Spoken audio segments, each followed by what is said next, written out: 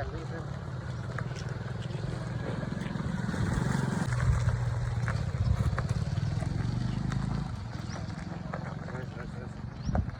चलो आ जाओ।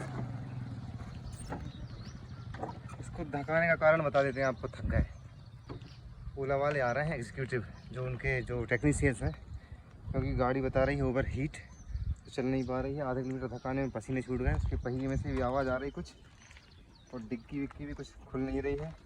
और आओ यहाँ पर दिखाते हैं उसका कारण। ये लिखा हुआ please wait for the scooter to cool down, और ये लगभग हो गए 20 दिन। इसमें धीरे धीरे करके प्रॉब्लम आई थी। पहले ये हमें स्पोर्ट मोड नहीं लगाने दे रही थी, इसके बाद ये फिर ये नॉर्मल मोड पे चली कुछ दिन, फिर इको मोड पे, और अब आकर के बंद हो गई। इसको हम ट्रैक्टर में रख के लाए थे, जहाँ भी ले गए थे। तो अब टेक्नीशियन आ रहे हैं लगभग 20 दिन बाद, क्योंकि बोलते रहे कि आते हैं देखते हैं क्या होना है। आज उनकी वैन आ रही है, आपको दिखाते हैं अगली वीडियो में कि ये पिकअप करेंगे या फिर यहीं पर ठीक करके जाएंगे।